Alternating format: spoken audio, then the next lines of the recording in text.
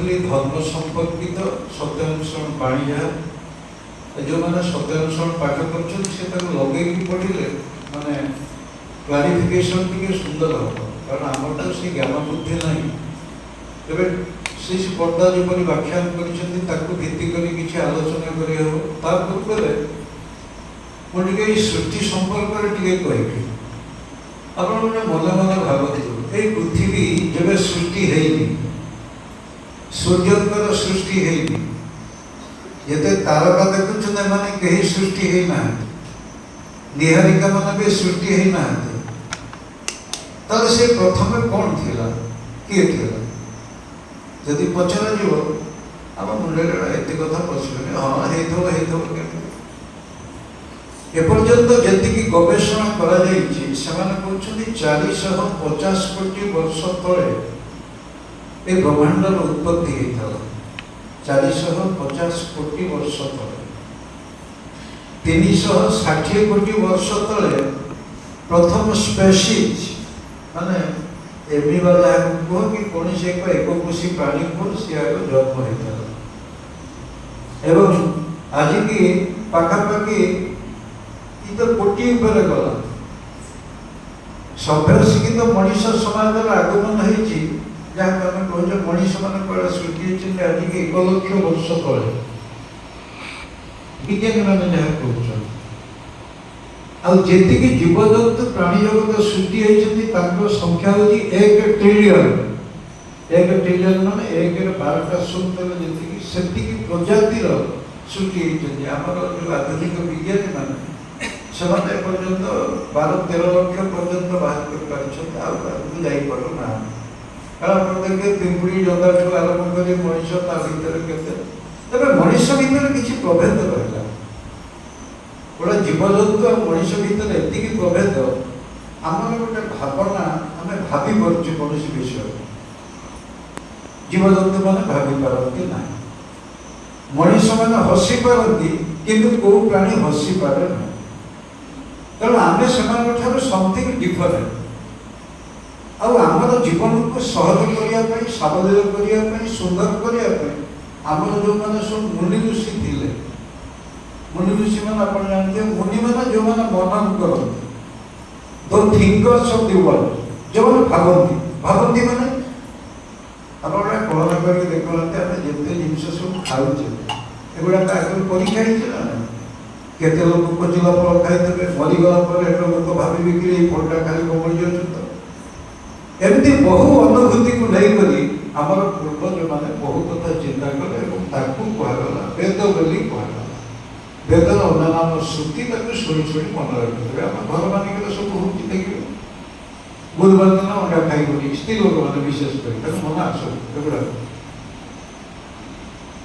राति मुंड कुड़ेबनी झील मान जहाँ कह से उठे से कौन कौन करेंगे एगुड़ा सब विज्ञान सम्मत आते मनीष पथहारा हो विपद पड़े मैंने जीवन राह जो पाए ना सी कौन कर सर्वे होल एकमुख बोलिए नारायण रख हे प्रभु तुम रक्षा कर आमर किसी बाट ना से परम पुरुष आसती मनीष पदरे आस सी कौन पत्थर देह होगी आसना यहाँ को मन भर रखिए केतवे आसती विपाकर पथे हाथ धरी जी चलार साहित्य शिखाई दिए ताकू ही जानू गुरु बोली पाइले नाहिले भय खाली से नुह केतबेले सी आसती धर्म जो विपाक बाहन व्यर्थ अर्थ धाए से काले प्रेरित आविर्भूत होती पापी परित्राण पाए ये कथा गुड़ा कमे ध्यान करें ठाकुर कहते धर्म जो विपाक बाहन मान धर्म जो मैंने बाहक जिते से विपाकपूर्ण हो विपदपूर्ण हो व्यर्थ दिगरे जाती से स्वयं भगवान उदय कथा क्लीयर है जानले जे जड़े धर्म को जानवा जड़े धार्मिक पुरुष आम सामने रहा दरकार ना धर्म कौन बुझीपार ना कारण मुझे गोटे बाटर बुझेबी सी गोटे बाटर बुझे विभिन्न लोक विभिन्न कथा कहे धर्म को जानवा जड़े धार्मिक पुरुष प्रयोजन पड़े ताकू देखिक मनीष बुझिब धर्म क्या कह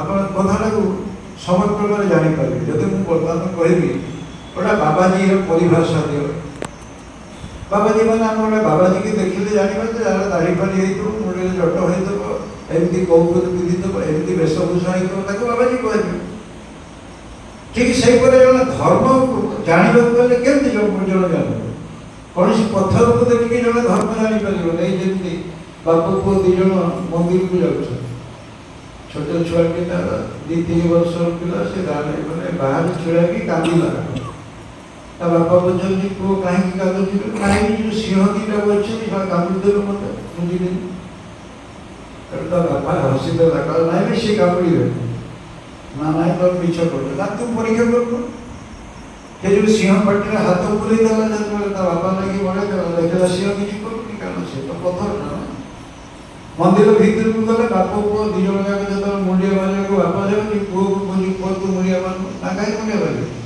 ना तु दिह को जहाँ मांगू से देवे ना ना बात तो मिछ कथा कह ये बात से पत्थर भी जो पत्थर सिंह होता से तो किसी करनी ये कौन मोटामोटी आमको भावी देवाक पड़ो ईश्वर क्या किसी दवाक आसीना आम जो मैंने बसिक भावुचे ना मोटी किसी ना हौ न हो भगवान पाखक गले मुड़ा पाइबी कि से धारणा रखिए कारण से भगवान क्या दिखती ना से निजे श्रद्धानुसार प्रथम पाणी कहीदे कि गल अर्थमान झोस इत्यादि पाइबा छाड़ ठाकुर सदाई भक्त बना ये 3टा जिन जब पाइबा मो पाक योजना आस तुम भीतर ठाकुर तो जागृत ना कहीं तुम केदार नुहति ठाकुर भी नुहति भांगी गले ठाकुर तो जागृत केमती हम मो ठाकुर जमी मो भीतर से गुण गुड़िक विकसित कर आगू कौन की प्राप्ति प्रकृत भाव में आत्म हो उठा मो भीतर से हम मो ठाकुर केमती बसुरी मुझे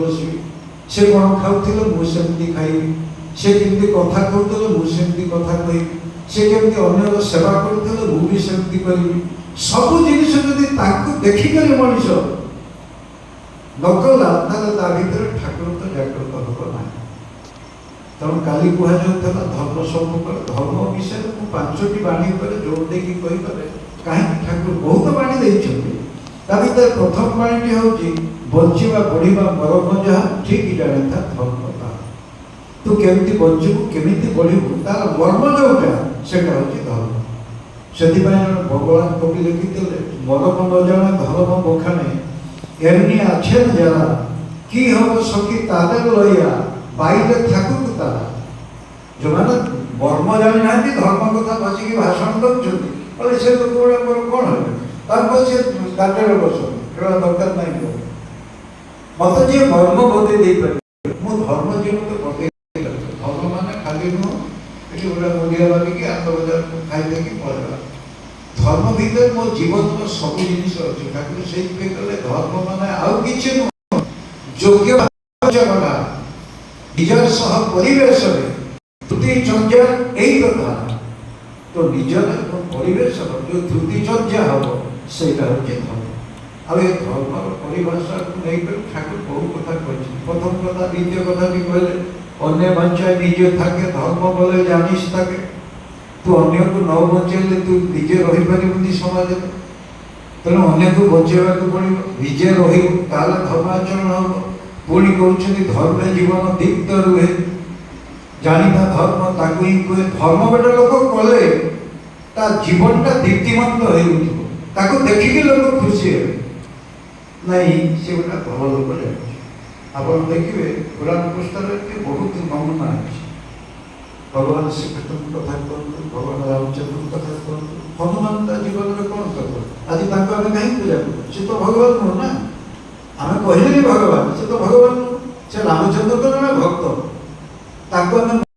कहीं पूजा कर पूजा मान संवर्धना मुझ सम्यक भाव में धारण करी हनुमान को आप देखिए हनुमान जीवन सारा हनुमान जीवन सारा ठाकुर पाखे बहुत कथा आलोचना माने जो कथा आम पुराण पढ़ी ना एक कथा भी आलोचना कारण से पूर्वजों कथा भी बेले बेले कही दिने कौ कहले मो थे मन हो गोटे डंगार जाऊँ मो माँ सहित जाऊँगी से नदीर पानी बहुत माछ कईछ ମୁଁ ବହୁତ ଦେଖିଛି ସେଠି। ପୁଣି ଦିନେ କହୁଛନ୍ତି କହିଲେ ମୁଁ ଯୋଉଠି ଶୋଇଥିଲି ଛୋଟବେଳେ ଦେଖିଲି ଛାତ ଉପରେ ସୁନାର ପାତିଆ ଲାଗିଛି। ପୁଣି ଦିନେ କହୁଛନ୍ତି ଗୋଟେ ପାହାଡ଼ର ପାଦ ଦେଶରେ ଗୋଟେ ବଡ଼ ବଡ଼ ଟଗର ଗଛ, ସେଠି ବହୁ ପଥର ପଡ଼ିଥିଲା। ଏବେ ମୁଁ ସେ ଜାଗାକୁ ମନେ ପକେଇ ଦେଇପାରିବି। ଠାକୁରଙ୍କୁ ପଚାରିଲା ଠାକୁର କ'ଣ ଆପଣ ସ୍ପଷ୍ଟ ଦେଖିପାରୁଛନ୍ତି? ନା ମୁଁ ସବୁ ମନେ ଅଛି। ଏଗୁଡ଼ିକ ତାଙ୍କର ବିଗତ ଜନ୍ମର, ବିଶେଷ କରି ରାମ ଅବତାରରେ, କୃଷ୍ଣ ଅବତାରରେ, ଏସବୁ ଅବତାର ବହୁ କଥା। ଆପଣମାନେ ଶୁଣିଥିବେ ପୁତନା ରାକ୍ଷସୀ। ପୁତନା ରାକ୍ଷସୀ କ'ଣ ହେଲା? ସେ ତାକୁ କୁଆଡ଼େ କଂସ ପଠେଇଛି, ସେ କ୍ଷୀରପାନ କରିବା ପାଇଁ ଗଲା ସେ ଭଗବାନ ଶ୍ରୀକୃଷ୍ଣଙ୍କୁ, ଏବଂ ସେ ବିଷ ବୋଳି ଦେଇଥିଲା ତାର ସ୍ତନ ଯୁଗଳରେ, ଯୋଉଠି ତାକୁ ଖାଇକି ପରିବାର। ଠାକୁର କହିଲେ ଦୂର, ଏଗୁଡ଼ା କି କଥା? କୌଣସି ସ୍ତ୍ରୀ ଲୋକ ଏଇ ପାପ କରିବାକୁ ଯିବ ନା? ସେ ଯେଡ଼େ ବଡ଼ ଯାହା କିଛି ହେଇଥିବ, ସେଟା ହେଇନି ସେଗୁଡ଼ା। ଠାକୁର ପଚରା ଗଲେ ଠାକୁର ତାଙ୍କର କ'ଣ ହେଇଛି? ଠାକୁର କହିଲେ ସେ ଯେଉଁ ସ୍ତ୍ରୀ ଲୋକଟା ତାର କିଛି ମାନେ ପ୍ରୋବ୍ଲେମ୍ ଥିଲା। ଆଉ ଜଣେ ଭଲ ପୁଅ, ଗୋଟେ ବଡ଼ ଟାଣୁଆ ପିଲା କିଏ ଶୋଷାଳି ପାରିବ, ସେମିତି ଗୋଟେ ଥିଲେ ତା ରୋଗ ଭଲ ହେଇଯିବ। ଆଉ ସେଇଟା ପୁତନାକୁ ସେଇ ରୋଗରୁ ଭଲ କରିଦେଲେ ଠାକୁର। ଆପଣ ଭାବିପାରୁଛନ୍ତି ଏଗୁଡ଼ାକ ଯାହା ଆମେ ସବୁ ପୁରାଣରେ ପଢ଼ିଥାଉ। ଆଚ୍ଛା, ଆସି ଦେଖି ଯେଉଁ କାଳିୟ ଦଳ କ'ଣ ନା ନାଗସାପ ତା ଭିତରେ ଥିଲା, ତା ମୁଣ୍ଡ ଉପରେ ଶ୍ରୀକୃଷ୍ଣ ପୁରା ଛିଡ଼ା ହେଇକି ନାଚିଲେ, ତାପରେ ସେ କରିଗଲେ। ଗୋଟେ ଆଶ୍ଚର୍ଯ୍ୟ ପରିକଳ୍ପନା ନୁହଁ? ଆମେ ଯାହା ଟିଭିରେ ଦେଖିଛୁ। ଠାକୁର ପଚରା ଗଲା ଠାକୁର ଏଇଟା କ'ଣ ସତ୍ୟତା? ଆପଣ ଜାଣିଛନ୍ତି ବର୍ତ୍ତମାନ ଯେଉଁ ନାଗାଲ୍ୟାଣ୍ଡ, ସେ ଯେଉଁ ଲୋକମାନେ ସେମାନେ ଭାରି ଦୁର୍ଦ୍ଦଶ। ତାଙ୍କୁ ନାଗା ସେଠିକାର ରାଜାଙ୍କର ଝିଅକୁ ଅର୍ଜୁନ ବାହାଇଥିଲେ, ତାଙ୍କ ନାଁ ହେଉଛି ନାଗାବାଲି। ଆଉ ସେ ଲୋକମାନେ ଯେହେତୁ ଗୋଟେ ପାତାଳ ବୋଲି କୁହାଯାଉଛି, ଆପଣ ଯେଉଁମାନେ ଆସାମ ଯାଇଥିବେ ଜାଣିପାରିବେ ଯେ ତାକୁ କାହିଁକି ପାତାଳ କୁହାଯାଉଛି। ନାଗାଲ୍ୟାଣ୍ଡଟା ବହୁତ ଟାଉନରେ, ଏକଦମ ତଳେ, ତେଣୁ ତାକୁ ପାତାଳ କୁହାଯାଉଥିଲା। ଆଉ ସେଠିକାର ଯିଏ ମାନେ ରାଜା ଥିଲେ ତାଙ୍କ ନାଁ ହେଉଛି ବାସୁକି, ତାଙ୍କ ସେନାପତି ନାଁ ହେଉଛି ତକ୍ଷକ। ଆଉ ସେ ଲୋକ କ'ଣ କରେ, ତା ସ୍ୱରରେ ସାପ ବିଷକୁ ବୋଳି କରି ପ୍ରହାର କରେ, ତେଣୁ ଯାହାକୁ ସେ ମାରିଦେବ ସେ ଲୋକ ବଳିଯିବ। ଇଏ ହେଉଛି ମୋଟାମୋଟି କଥା। ଆମେ କ'ଣ ଶୁଣିଛୁ? ଆମେ ବାସୁକି ହେଉଛି ବିରାଟ ନାଗସାପ, ସେ ପୁରା ମୁଣ୍ଡେଇକି ଧରିଛି ପୃଥିବୀକି। ତା ପାଖରେ ଥିଲା ତକ୍ଷକ, ଆଉ ଗୋଟେ ନାଗସାପ, ସିଏ ଆସିକି ପରିଚିତକୁ ମାରିଦେଇକି ପଳେଇଗଲା। ଗୋଟେ ଆଫସୋସ କରିବ। ଠାକୁର କହୁଛନ୍ତି କହିଲେ ସେ ନାଗମାନେ ଦୁର୍ଦ୍ଦଶ ଥିଲେ ସେତେବେଳେ। ଆପଣ କଳନା କରନ୍ତୁ, ଭାରତର ମାନଚିତ୍ରଟାକୁ ନେଇକି ଦେଖିବେ ଶ୍ରୀକୃଷ୍ଣଙ୍କ ଲୀଳା କେମିତି କୋଉ କୋଉ ଜାଗା ମାନଙ୍କରେ ହେଇଛି। ଆଉ ସେମାନେ ଏତେ ବୈଜନସ ଥିଲେ, ତାଙ୍କ ବିଷକୁ ହରଣ କରିଛନ୍ତି ଭଗବାନ ଶ୍ରୀକୃଷ୍ଣ। ତାଙ୍କୁ ବୁଝେଇ କରି ଏସବୁ ଜିନିଷକୁ ନିବୃତ୍ତ କରୁଛନ୍ତି। ଇଏ ହେଉଛି ମୋଟାମୋଟି ମାନେ ଯାହାକୁ କୁହାଯାଉଛି ସେ ନାଗ ମାନଙ୍କୁ ସେ କେମିତି ଦଂଶନ କରୁଥିଲେ। ଶ୍ରୀକୃଷ୍ଣ ବିଷୟରେ ଆପଣ ଦେଖିକି ଗୋଟେ 7-8 ବର୍ଷର ପିଲା ସେ ବେଳେ ବସ୍ତ୍ର ହରଣ କରିଥିଲେ। ଏ କ'ଣ ଭିତରେ ଏହା କ'ଣ ଗୋଟେ ରହସ୍ୟ ଥିବ ନା? ତାଙ୍କ ମୁଣ୍ଡରେ ଗୋଟେ 7-8 ବର୍ଷର ପୁଅ ଭଗବାନ ଶ୍ରୀକୃଷ୍ଣ, ସେ ଭଗବାନ ହୁଅନ୍ତି କି ଯାହା ହୁଅନ୍ତି, ସେ ତ ପୁଣି ମାନେ କହିବାକୁ ଯାଇନାହାନ୍ତି ମୁଁ ଭଗବାନ ଆସିଗଲି ବୋଲି। ତାକୁ ଯଦି ସେ କହିବାକୁ ଯାଇଥାନ୍ତା ତାହେଲେ କଂସ ଦୌଡ଼ିକି ଆସିଥାନ୍ତା ତାଙ୍କ ପାଖକୁ। ଭଗବାନ ଶ୍ରୀକୃଷ୍ଣ 40 ଜଣଙ୍କୁ ତାଙ୍କ ଜୀବନରେ ମାରିଛନ୍ତି, 40 ଜଣଙ୍କୁ ମାରିଛନ୍ତି। ଆପଣମାନେ ଖୋଜିଲେ ଜାଣିପାରିବେ କୋଉ କୋଉ 40 ଜଣ ବିଷୟ ମାରିଛନ୍ତି। ତା ଭିତରେ ଥିଲେ କଂସ। ଅନେକ ଯୁକ୍ତି କରି ବିଷୟରେ କଂସକୁ ମାରିଲା, ମାଲ କେମିତି ମଲା ନା ଭାଗବତ କହୁଛି ମଞ୍ଚାରେ ପଡ଼ି ମାମୁଁ ମଲା, ମତେ ତ ଦୈବ ରଖିଲା। ସେ ମଞ୍ଚାରେ ପଡ଼ିକି ମରିଗଲା ଦେଖିକି ଡରିକି। ଆଉ ଭଗବାନ କ'ଣ କହିଲେ ମାରିଛନ୍ତି? ଇଏ ତର୍କ ହିସାବରେ କୁହାଯାଇପାରେ। ଶ୍ରୀକୃଷ୍ଣଙ୍କ ସମୟରେ ଯେଉଁ କଥା, ଯେମିତି ଏ ଯେଉଁ ଛୋଟିଆ ଛୋଟିଆ କଥାକୁ ଗୋଟେ 7-8 ବର୍ଷର ଝିଅ, ସେତେବେଳେ ସ୍ତ୍ରୀ ଲୋକମାନେ ଉଲଗ୍ନ ହେଇକି ସ୍ନାନ କରୁଥିଲେ। এই পরম্পরা ଏବେ ବି ଓଡ଼ିଶାରେ ଅଛି। ଆପଣ ବଣ୍ଡା ସମ୍ପ୍ରଦାୟର ଯେଉଁ ସ୍ତ୍ରୀ ଲୋକମାନେ କୋରାପୁଟର ପାହାଡ଼ ଉପରେ ରହନ୍ତି, ସେମାନେ ଉଲଗ୍ନ କଲେ। ତାଙ୍କର ସେ ଲୁଗାପଟା ପିନ୍ଧି ଜାଣିନାହାନ୍ତି, ତେଣୁ ଆମ ଲୋକଙ୍କୁ ଦେଖିଲେ ସେ ମାରି ଗୋଡ଼େଇବେ। ବଣ୍ଡା ସମ୍ପ୍ରଦାୟ ଯେଉଁମାନେ ସେ ପାହାଡ଼ ପୁରା ଉପରେ ରହିଛନ୍ତି, ସେ ତଳକୁ ଆସନ୍ତି କେଉଁ ଲୋକମାନଙ୍କ ସହିତ ମିଶନ୍ତି। ସେତେବେଳେ ସ୍ତ୍ରୀ ଲୋକମାନେ ଉଲଗ୍ନ ହେଇକି ଗାଧଉଥିଲେ। ଇଏ ଗୋଟେ ଗୋଟେ ପରମ୍ପରାକୁ, ତେଣୁ ସିଏ ଭଗବାନ ଆସନ୍ତି କ'ଣ କି ସାଧୁମାନଙ୍କୁ ପରିତ୍ରାଣ କରିବାକୁ ଏବଂ ସମାଜର ରୂପରେଖକୁ ବଦଳାଇ ଦେବା। ସେ ଦେଖିଲେ ଯେମିତି ସେ ଉଲଗ୍ନ ହେଇକି ଗାଧଉଛନ୍ତି, ଗୋଟେ ସାମାଜିକ ଅନ୍ୟାୟ ଏଇଟା। ତେଣୁ ସେ ସମସ୍ତଙ୍କ ଲୁଗା ନେଇକି ଦୌଡ଼ିଲେ ଏବଂ କହିଛନ୍ତି କ'ଣ ନାଇଁ, ଯଦି ପ୍ରତିଜ୍ଞା କର ଯଦି ଆଉ କେବେ ଉଲଗ୍ନ ହେଇକି ଗାଧେଇବ ତାହେଲେ ଆପଣ ଫେରିବେ। ଛୋଟିଆ କଥା, ଆକୁ ଆମେ ବହୁ ଭାବରେ ବିକୃତ କରିକି ସମାଜରେ ପ୍ରତିଷ୍ଠା କରିଛି। ଆଉ ମୁଁ ତ ଏମିତି କେତେ ଗୁଡ଼ାଏ କଥା କହିବି ଯୋଉଟାକି ଆପଣ ଭାବିପାରିବେ। ରାଧା ବୋଲି ଚରିତ୍ର ନାହିଁ। ଯୋଉ ରାଧାକୃଷ୍ଣଙ୍କ କଥା କୁହାଯାଉଛି, ରାଧାଙ୍କର ଚରିତ୍ର କୋଉ ପୁରାଣରେ ନାହିଁ। ଭଗବାନ ଶ୍ରୀକୃଷ୍ଣଙ୍କର ଜନ୍ମ ବୃତ୍ତାନ୍ତ 5ଟା ପୁରାଣରେ ଲେଖା ହେଇଛି। ମହାଭାରତ ଦେଖିବେ, ଭାଗବତ ଦେଖିବେ, ନୃସିଂହ ପୁରାଣ ଦେଖିବେ, ମାର୍କଣ୍ଡେୟ ପୁରାଣ ଦେଖିବେ, এই ପୁରାଣ ଭିତରେ କୋଉଠି ରାଧାଙ୍କ ନାଁ ନାହିଁ। ତାହେଲେ ରାଧା ଚରିତ୍ର କେମିତି ଆସିଲା? ରାଧା ହେଉଛନ୍ତି ଭାରତ ଇତିଶ। ରାଧା ହେଉଛନ୍ତି ଭକ୍ତମାନେ। ତାଙ୍କ ସହିତ ଭକ୍ତ ଭଗବାନଙ୍କର ଏକ ଅପୂର୍ବ ମିଳନ ହୋଇଥିଲା ତତ୍କାଳୀନ ସମୟରେ। ଆଉ ଇଏ ହେଉଛି ଧର୍ମର ପରିଭାଷା। ଭଗବାନ ଆସନ୍ତି ଆମକୁ ଧର୍ମ ଶିଖେଇ ଦେବା। ଦେଖିବେ ତାଙ୍କର, ମୁଁ ଗୋଟେ ଗପ କହୁଥିଲି ବୋଧହୁଏ, ଭଗବାନ ଶ୍ରୀକୃଷ୍ଣ କୁଆଡ଼େ ଲବଣୀ ଚୋରି କରିକି ଖାଉଥିଲେ। କଥା ଧରିନି ଅଛି ଚୋରି କରୁଥିଲେ। ମୁଁ ଏଠି ପ୍ରମାଣ ଦେଇକି କହିବି, ତାଙ୍କ ଘରେ 7,000 ଗୋଧ ନଥିଲା। 7,000 ଗାଈ ରଖିଥିଲେ ନନ୍ଦରେ। 7,000 ଗାଈ ମାନେ ତା ଭିତରୁ କିଛି ନହେଲେ 5-6,000 ଗାଈ ତ କ୍ଷୀର ଦଉଥିବେ ନା। ଆଉ ଯେତିକି କ୍ଷୀର ଦଉଥିବେ ଗୋଟେ ଗୋଟେ ଆପଣଙ୍କର ନରସିଂହପୁର ଯୋଉ ପୋଖରୀ ଏତିକି କ୍ଷୀର ଦଉଥିବ। ଯୋଉ ପୋଖରୀ, ବଡ଼ ପୋଖରୀ, ସେତିକି କ୍ଷୀର ହଉଥିବ। ସେଠୁ ଲହୁଣୀ ମାରିକି କରୁଥିଲେ। ଏଇ ପଛ ପାଖରେ ଯୋଉ ମୁଣ୍ଡଗଡ଼ା ପାହାଡ଼ ଅଛି, ସେଇ ପାହାଡ଼ ଭଳିଆ ଲହୁଣୀ ହଉଥିବ, ଯଦି ହଉଥିବ ସେଇ ସମୟ କଥା କୁହାଯାଏ। ଆଉ ଯାହା ଘରେ ଏତେ ଲହୁଣୀ ହଉଥିଲା, ଘିଅ ହଉଥିଲା, ସବୁ ହଉଥିଲା, ସେ ଆଗରେ କିଛି କାମ ନାହିଁ। ସେ ପର ଘରେ ପଶିକି ଲୁଚି ଲୁଚିକି କାହାର ଟିକେ ଲହୁଣୀ ଖାଇକି ପଳେଇ ଆଉଥିଲେ। ନାଇଁ, କିଛି ରହସ୍ୟ ଅଛି। ଏ ରହସ୍ୟଟାକୁ ଯଦି ଉନ୍ମୋଚନ କରାଯିବ ତାର ବହୁ କଥା ଜଣାଯିବ। କ'ଣ?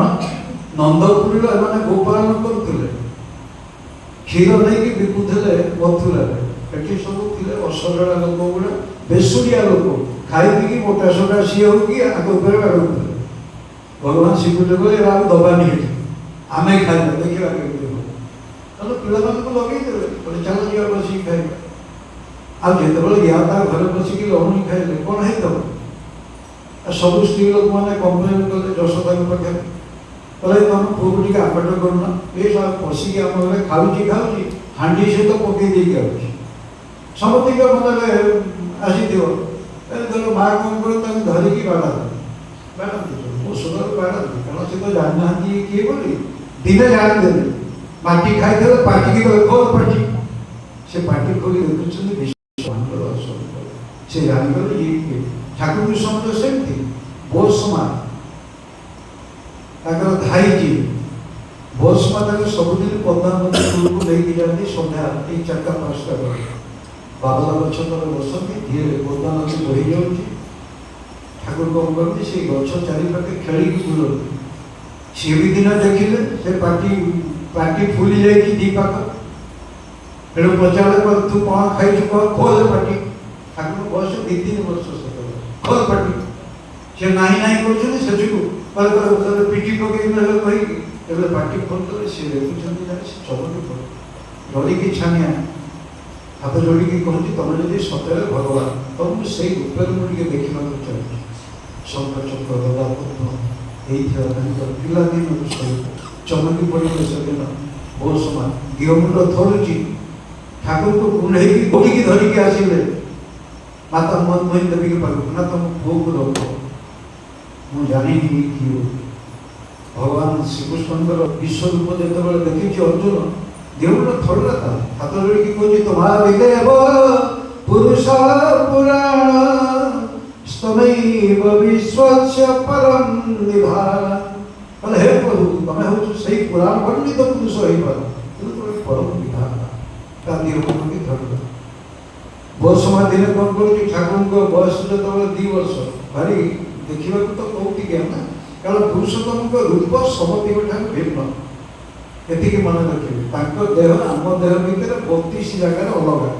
32ଟା ଜାଗାରେ କ'ଣ ଜାଗାରେ ପଞ୍ଚ ଦୀର୍ଘ, ତାଙ୍କର 5ଟା ଜିନିଷ ବଡ଼ ତାଙ୍କ ଦିଏ। এটা স্বাস্থ্যকর মানে ଦେଖିକି ଅବଜର୍ଭ କରିଛି। 5ଟା ବଡ଼, ତାଙ୍କ ହାତ ନା ହେଉଛି ଗୋଟେ ଆଣ୍ଠୁ ପର୍ଯ୍ୟନ୍ତ ବଡ଼, ଆଜାନ ଲମ୍ବିତ ବାହୁ। ଏଇ ଆମ ଭଳିଆ ହାତ ନୁହଁ, ବିରାଟ ଲମ୍ବା ହାତ। ସିଏ ଅଭୟ ହସ୍ତ ପ୍ରସାରଣ କରି ଦେଇ ପକାନ୍ତି। ତାଙ୍କ ଆଖି ଦେଖିବ କାନ ପର୍ଯ୍ୟନ୍ତ ଟଣା ଟଣା, ଆକର୍ଣ୍ଣ ବିଶିଷ୍ଟ ନେତ୍ର, ଉଚ୍ଚ କପାଳ, ଉଚ୍ଚ ନାସିକା।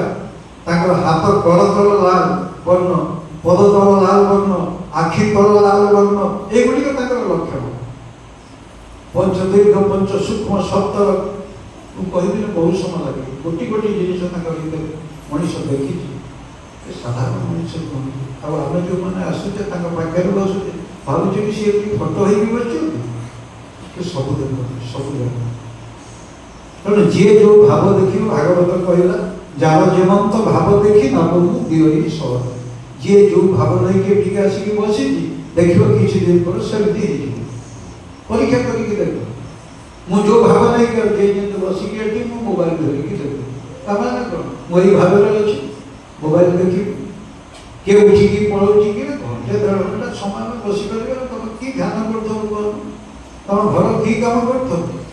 ଠାକୁରଙ୍କୁ କହିଛନ୍ତି ମା ମାନଙ୍କର 8ଟା ବୈଶିଷ୍ଟ୍ୟ, ତା ଭିତରେ ଗୋଟିଏ ଅଛି ନିଷ୍ଠା। ନିଷ୍ଠା ମାନେ ନିଃଶେଷ ଭାବରେ ଲାଗି ରହିବା, ଗୋଟେ କାମ ନ ସାରିଲା ପର୍ଯ୍ୟନ୍ତ ଛାଡ଼ିକି ଯିବନି।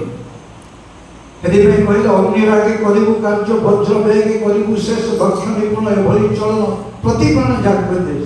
ଯେଉଁ କାମ କରିବାକୁ ତୁ ଭାବିଲୁ ଚଟକିରି କରିବୁ, ପକେଇକି ରଖିବେ ହବ ଯାଉ ଆଉ ଘଣ୍ଟାଟେ। ଆଉ ଏଗୁଡ଼ାକ କେଜାଣି କାହିଁକି ଆମର ଗୋଟେ ଅଭ୍ୟାସଗତ ହେଇଛି, ଅଭ୍ୟାସଗତ ହେଇକି ଗଲାଣି। ଲୁଗା ସଫା କରିକି ମାନେ ଖାଲି ଭୋର ଭୋର କରିଦେବି, ଶୁଖେଇଦେବି, ଇସ୍ତ୍ରୀ କରିଦେବି, ଯେତେ କାମ ଆପଣମାନେ ଯାହା କରୁଛନ୍ତି ଗୋଟେ ସିଷ୍ଟମେଟିକ୍ ଚାଲିଥିବ। ଆକୁ କୁହନ୍ତି ନିଷ୍ଠା, ନିଃଶେଷ ଭାବରେ ଲାଗି ରହିବା। ଯେଉଁମାନେ ନିଃଶେଷ ଭାବରେ ଲାଗି ରହିଛନ୍ତି ଦେଖିବେ ସେମାନେ ସେନ୍ସେସନ୍ ଅଧିକ। 7:30 ମାନେ ବିଫୋର ଟାଇମ୍ ପହଞ୍ଚେ। ମୁଁ ତ ବହୁ ଜାଗାରେ କହିଛି, ମୁଁ ତ 45 ବର୍ଷ ସତ୍ସଙ୍ଗ ଯାଇଛି, ମୁଁ ଏପର୍ଯ୍ୟନ୍ତ ମୋ ଜୀବନରେ କୋଉଠି 5 ମିନିଟ୍ ଡେରି କେବେ ଡେରି କରିନି ତ କାହିଁକି ମୋର ଅଭ୍ୟାସ ହେଇଛି, ମୁଁ ପହଞ୍ଚିଯିବି ଆପଣ ଯାଇ। ପହଞ୍ଚିଗଲେ କ'ଣ ହୁଏ ଆପଣ ଦେଖିବେ, ଠାକୁର କହୁଛନ୍ତି ଏଗୁଡ଼ାକ କାହିଁକି ହେଉଛି କି ଆମର ମୋଟର ଏବଂ ସେନ୍ସର ନର୍ଭର କୋର୍ଡିନେସନ୍ ରହୁଛି। ଆମ ଦେହର 2 ପ୍ରକାର ସ୍ନାୟୁ ଅଛି, ଗୋଟେ ହେଉଛି ମୋଟର ନର୍ଭ, ଆଉ ଗୋଟେ ହେଉଛି ସେନ୍ସର ନର୍ଭ। ମୋଟର ନର୍ଭ କ'ଣ? ଆପଣ ଏଠି ବସିଛନ୍ତି, କୋଉଠି ଗୋଟେ ପିମ୍ପୁଡ଼ି କାମୁଡ଼ିଲା, ଆପଣ କେମିତି ଜାଣିବେ? ପିମ୍ପୁଡ଼ିଟା କାମୁଡ଼ିଛି ବୋଲି ଆପଣ କେମିତି ଜାଣିବେ?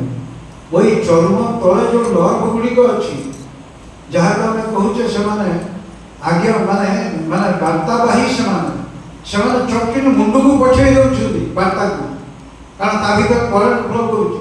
ବାର୍ତ୍ତାକୁ ପଠେଇ ଦେଲେ ଏଠି ପିମ୍ପୁଡ଼ି କାମୁଡ଼ିଲା, ତାକୁ କାଢ଼େ, ଭଲ ତ ଆହୁରି କଷ୍ଟ କରିବ। ତାପରେ କାଢ଼ିଲା କି ହାତ କାଢ଼ିଲା, ମୁଣ୍ଡ ନିର୍ଦ୍ଦେଶ ଦେଉଛି ହାତକୁ, ତାକୁ କାଢ଼ିଦେ ପିମ୍ପୁଡ଼ି। ତେଣୁ ଠାକୁର କହୁଛନ୍ତି ଯେଉଁମାନଙ୍କର ମୋଟର ନର୍ଭ ସେନ୍ସର ନର୍ଭର କୋର୍ଡିନେସନ୍ ଠିକଣା ଭାବରେ ନାହିଁ, ସେମାନଙ୍କ ଆୟୁଷ କମିଯିବ, ସ୍ୱଥ ହେଇଯିବ, ରୋଗ ବାଡ଼ି ପଡ଼ିବ। ତେଣୁ ବି ପ୍ରାକ୍ଟିକାଲ। ତେଣୁ ଆମର ସେନ୍ସର ନର୍ଭ ମୋଟର ନର୍ଭକୁ ଆକ୍ଟିଭ୍ କରିବା ପାଇଁ ଆମକୁ ନାମ ଜପ କରିବାକୁ ପଡ଼ିବ, ସତ୍ସଙ୍ଗ ଟାଇମ୍ରେ ଆସିବାକୁ ପଡ଼ିବ। ଘରର ଯାବତୀୟ କର୍ମ ଠାକୁରଙ୍କୁ ଦେଲେ ଶରତ ହାଲଦାର ମଧ୍ୟ ଅଛନ୍ତି ଠାକୁର ଆପଣ କହୁଛନ୍ତି ଠିକ୍ ସମୟରେ ଯଦି ଠିକ୍ କାମ ନ ହୁଏ କ'ଣ ହେବ ନା ତମର ସ୍ୱଥ ହେଇଯିବ, ସ୍ଲଗିଶ ହେଇଯିବ ଠାକୁର କହୁଛନ୍ତି। ଆଉ ତାକୁ ବହୁତ ରୋଗ ମାଡ଼ି ପଡ଼ିବ। ଦେଖିବେ ଯେତେ ରୋଗ ଏଇ ମା ମାନେ ବି ଅଛନ୍ତି, ତାକୁ ଦେଖିବ କେଉଁ ରୋଗ ହେଇଛି, ତା କାରଣ ଏଇଠି ଅଛି। କାରଣ ମୋର sensor nerve motor nerve coordination ରହୁଛି। ତେଣୁ ଠାକୁର ପ୍ରଥମ ବାଣୀରେ କହିଛନ୍ତି ମନ ମୁହଁ ଏକ ହୋଇଗଲେ ତା ଭିତରେ ମଇଳା ଜମିପାରେ ନାହିଁ। ମୁଁ ଯାହା ଭାବୁଛି ଚଟକିରି କାମରେ ଭଲ ହୋଇଗଲି। ତାହେଲେ ଦେଖିବ ଏଇ ଲୋକ ଗୁଡ଼େ ଅଛନ୍ତି ରାତିରେ ଶୋଇଥିବେ, ପାଣି ପିଇବାକୁ ଇଚ୍ଛା ହେଉଛି, ଭିଡ଼ି ପଡ଼ି ହେଇକି ପାଣି ଗ୍ଲାସ ଆଣିକି ଦେଲୁ, କିନ୍ତୁ ତୋର ପାଣି ଦରକାର ତୁ ନିଜେ ଆଣୁନୁ। ମୁଁ ଏମିତି ବହୁ ଜାଗାରେ କହିଛି, ମୁଁ କହିଲି ମୁଁ ବାହାଘର ମୋର 37 ବର୍ଷ ଧରି ମୋ ସ୍ତ୍ରୀକି ଦିନକ ପାଇଁ କହିନି ମୋତେ ପାଣି ଗ୍ଲାସ ଦେଲ, କିନ୍ତୁ ମୁଁ ଆଣିକି ପିଇବି, ମୁଁ କିଏ ତାକୁ କହିବି? କି କଥା ଯେ ମୁଁ ଭାତ ରୋଷେଇ କরি, ମୋ ବାସନ ମୁଁ ନିଜେ ମାଜେ, ମୋ ବୋଉର ମାଜିଦିଏ, ମୋର ମାଜିଦିଏ, ମୋର ଗୋଟେ ଅଭ୍ୟାସ। ମୁଁ ଖାଇବା ପରେ ମୁଁ ତାକୁ ଉଠିକି ନେଇକି ନିଜେ ମାରିବି, ଗୋଟେ ମଣିଷ ଆକ୍ଟିଭ। ମୁଁ କାହିଁକି କାହା ଉପରେ ଡିପେଣ୍ଡ କରିବି? ମୋ ସ୍ତ୍ରୀ ହେବେ କ'ଣ ହେଲା, ତାର ବି ଜୀବନ ଅଛି ନା, ସେ କାହିଁକି ଏତେ କାମ କରିବ, ମୁଁ କାହିଁକି ନ କରିବି? ତେଣୁ ଯେତେବେଳେ ମଣିଷ ଏଇ ପାରିବାରିକ ଜୀବନକୁ ଏମିତି କରି ବୁଝି ନେବ, ଦେଖିବ ତାର ଯାହା କହୁଛେ ସେନ୍ସର ମୋଟର କୋର୍ଡିନେସନ୍। ଠାକୁରଙ୍କୁ ବସିଛନ୍ତି ଏତେ ଖାଉ ଖାଉ ଗୋଟେ ଲମ୍ବ ପଟେ ସେ ଘାସ ଭିତରେ କୋଉଠି ପଡ଼ିଗଲା, ଠାକୁରଙ୍କୁ ମୁଣ୍ଡ ବନ୍ଧା କହିଲେ ଖୋଜିଲୁ କୋଉଠି ଅଛି। ତେବେ 4 ଲୋକ ଖୋଜିଲେ, ସେସବୁ କେତେଟା କହୁଛନ୍ତି 2 ଘଣ୍ଟା ଖୋଜିଲେଣି, ଛୋଟିଆ ଲମ୍ବ ପଟେ କୋଉଠି ମାଟିରେ ପଶିଯାଇଛି, ଉଚ୍ଚ ଇଏ। ଆଉ କେତେଟା କଲେ ଠାକୁର କ'ଣ ଏଠି ଲମ୍ବକ ଆଉ ନାହିଁ, ଆଉ ନେଇକି ଚଳେଇ ଦେଲା, କ'ଣ ଲମ୍ବକ ଅଛି